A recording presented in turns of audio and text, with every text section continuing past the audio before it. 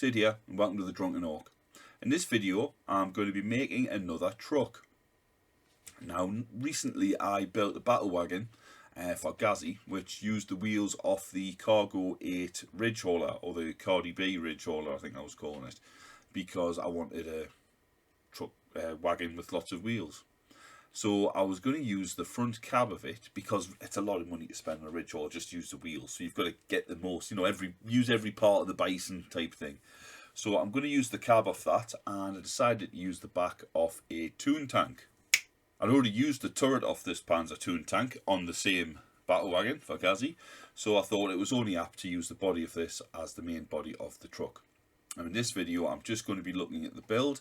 I won't have painted it by the end, it will still be grey and a bit of white and brown and what have you, but it'll be basically bare, sans paint, sans pigment, I think the French would say. No, they would say like sans pigment, or something French like that. Sounds classy, doesn't it? But I will be painting it in a future video. So anyway, let's have a look at the build. So here's the body of the Panzer Toontank. I've removed the turret. Well, I actually removed the turret previously. I used it on Gazzy's battle wagon. And I've cut the tracks off as well, including the little pegs that the wheels mount to, as you can see here. So that's going to be the main body of the truck. Here I can see the front cab, which is off the Cargo 8 ridge hauler. Now I built this up, but as you can see a little spiky ram at the bottom, I'm going to be taking that off because I've decided I wanted to put a bit more of an extended front on it. A bit like, those big American trucks you see bombing along the highways and freeways and what have you. I don't know the make of many American trucks.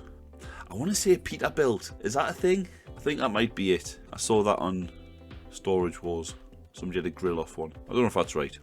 There you go, the tracks are now in place. These tracks were from Zinj Industries. If you don't know Zinj, you should check them out. They make lots of resin bits and bobs, and a lot of the vehicular stuff is fantastic for sort of kit bashing and converting and what have you. And they just seem the right sort of size. They are quite low profile, but that's alright because I've got some big track guards to go on the side of the main body anyway. And I've just got the front cab sort of sat alongside the back piece there just to see roughly how it's going to fit. There's two little prongs come off the back which would have glued on the main body of the ridge hauler, and I'm just going to end up attaching those to the main body of the truck. There is attached. All I've done was cut two little square holes out of the main body where those pegs were, just by drilling a hole through and then using a craft knife just to square it off, and then slid them into place and put a bit of glue in. I also drilled a hole through the back of the main body and into the cab and threaded through a bit of plastic rod just to add a little bit of extra support. It's quite a strong bit of rod this. It was just I bought a big bag of really cheap bits. It's like the Chupa Chup lollipops type stuff, although it's a bit longer. You can also see that I've cut away a lot of the back section to open it up, just to make like a compartment. And that big plastic rod will be trimmed off. So there you go, that's what it looks like from the front. It's at the right height now at least, and this is what I'm going to make the front engine block out of. It's off a Waaagh blaster jet, and I've already chopped up some of the exhausts here by trimming off the third pipes. They'll still go on, but they'll be attached separately, which you'll see in a moment. Now here I've popped some big old wheels on the front. These are off the battle wagon, and I used the axle off the truck. That's attached into the main cab there just by, again, drilling the hole, popping it in, lots of glue. You can see lots of spider webs going on there. It's actually sprue goo, where I've basically just slapped it on just to strengthen the joint a bit. Whenever I use that, it does tend to leave these little gossamer fine wisps of it around. I just let them dry, and then you can just pull them off with a pair of tweezers or fingers if you've got dainty piano playing digits. Now this wasn't very strong, in all honesty. It was quite wobbly, a lot of giving it. So as I built the rest of it up, wherever I could sort of attach it to the rest of the body part, I was, just to give a little bit more structural integrity. Here you can see I took the hood for the engine block, I've chopped it in half and I've widened it out just by using bits of plastic card. I've also fastened the exhaust on the side and put a couple of bits of plastic card down below, just so you can't see directly under it. And here I've made a front grille piece, which is basically a bit of plastic card cut to the right shape. I then went over it with some 1mm plastic rods, just putting them down every mil or two just to basically form the grating, and then edged it off with some L-shaped plastic card just to basically box it in. And there it is, stuck on the front. Well, the gaps at the back, I used a bit of green stuff. It's not very neat, it's not very pretty, it's just there really to attach it and fill any gaps. I was always going to go back and smooth them out a bit. See here, I added some wheel guards, which are just strips of 1/2mm plastic card. I used the 1/2mm plastic card because it's very flexible and it's got a lot of play in it. So I basically rolled this up around a pen, I think it was, or a pencil, just to get a nice tight curl. And then when you let go, it obviously springs open again, but it retains some of the curve on it. So I glued those to the front of the bumper, which I'd also added out with 2mm plastic card, roughed up a bit around the edges. And once it was glued there, the other side was glued on the back as well. It just holds it in that shape. Then went round and just sealed any gaps onto the engine block. And I believe at the end I roughed up the edges as well on the outer, but not on this pick.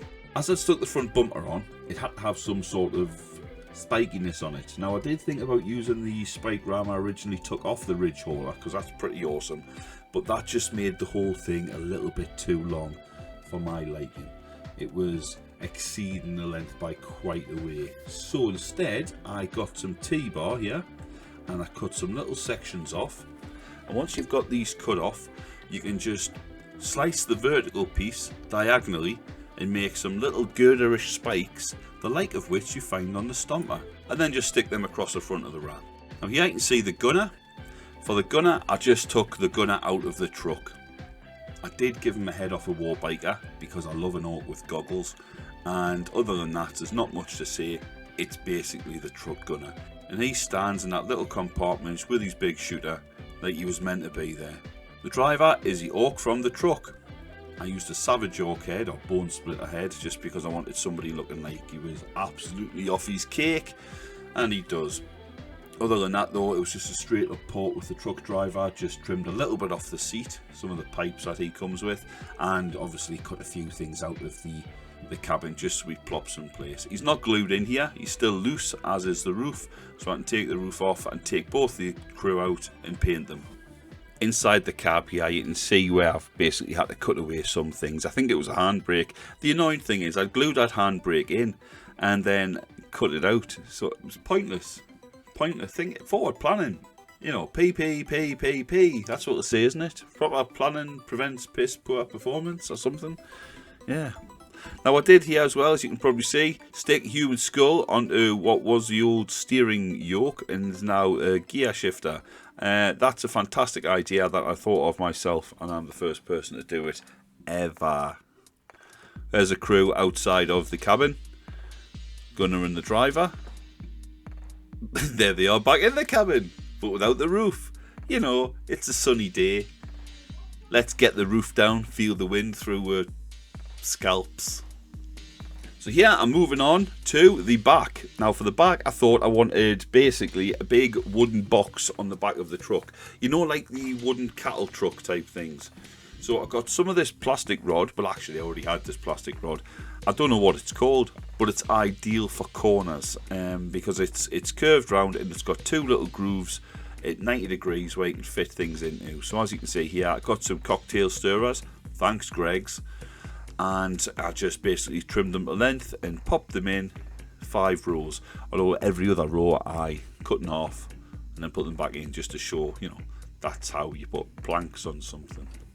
Once I'd done a full side, I then repeated it until I had a box, the back of which just has one bit across the top, just to keep structural integrity, but also leave a big space where you can actually get in. Also put some strips of 2mm plastic card on the bottom, just to sort of add the support and give it a little firing step.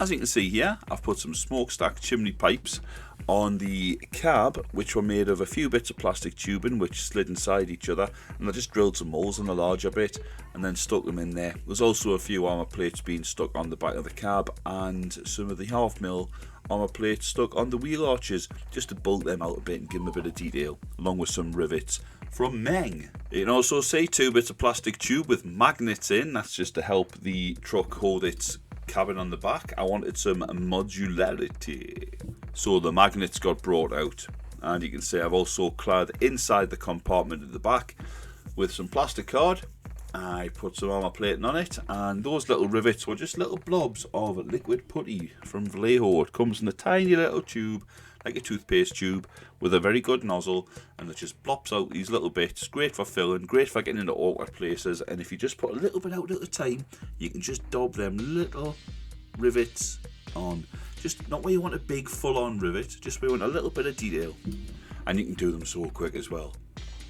I also put some steps going on, just running up to the front of the cab with some wooden boarding on there as well. Yeah, you can see more of the back. You can see it's actually got a little tailgate. Put some chains on that just to show it's half open. And again, some armour plates on that. As well as some plastic tube with a rod inside just to act as the hinges. So basically at this point, it's a bit of a big truck. But when I put the box on the back, I can use it as a truck. I mean, I could probably use it as a truck like this as well, to be fair. But I did want the box on the back, not how it was. I had to orky that up, which I've done here, just by sticking some metal plates to it. Again, liquid putty rivets, and sticking some dags on as well. And that's the other side, and I've also put the truck spotlight on the front as well, so it's well above the cabin when it's in place. And that's used for spotting or searching, depending if it's a spotlight or a searchlight. That's the truck with the box in place from the driver's side. And from the passenger side, or gunner's side. The great thing about that Toontank main body is it's got lots of little details on it. Spare wheels, poles, there's a shovel, there's an axe. There's lots of little bits and bobs scattered about. Just gives the vehicle a kind of utility feel to it. And here it is again from the driver's side. This time I've put some of the track armour on. So at the moment, with regards to the modularity, I've got the Big Trakk with the flat-ish bed. That's got the little compartment where you can stand like some couple of fellas in. And then I've got the truck with the big box section at the back. What I also wanted was this. Now it's just a bit of 2mm plastic card, cut to the right size, and then clad in the diamond plate plastic card. With a couple of extra armour plates stuck on for good measure. That magnetises straight on the back like that. And it's going to be used to house a Supa-Kannon. Now this is a Supa-Kannon from the Forge World Cannon Wagon. Now I used the wagon itself, the actual battle wagon component of that, some time ago. And I've just had the resin Supa-Kannon knocking about, so I thought it was about time I used it. So that's going to go on the back there. Well, I can't just stick it directly on the back. Well, I could. But what I like the idea of is having a little wall of protection around it with sandbags. So I did buy these sandbags from Green Stuff World. They're like little tea bags or stale raviolis. They're just little sort of fabric bags with something in, sand or something. Basically they're little sandbags. And the idea is you soak them in PVA or soak them in Mod Podge or plywood with Mod Podge, and then you can just sort of build them up.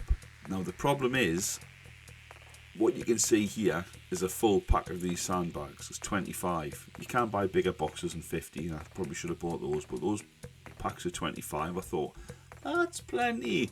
So I stuck them on and got a very flat, very low wall of sandbags, and the edges kind of stick up a bit. So afterwards I had to go around and trim the edges, and I did actually buy some more sandbags, plastic sandbags from Tamiya. They do a sandbag kit where you get about 48 in a box for $3.99 or something like that. I got them from the friendly local gaming store, or model store mine is, it doesn't have trouble with games.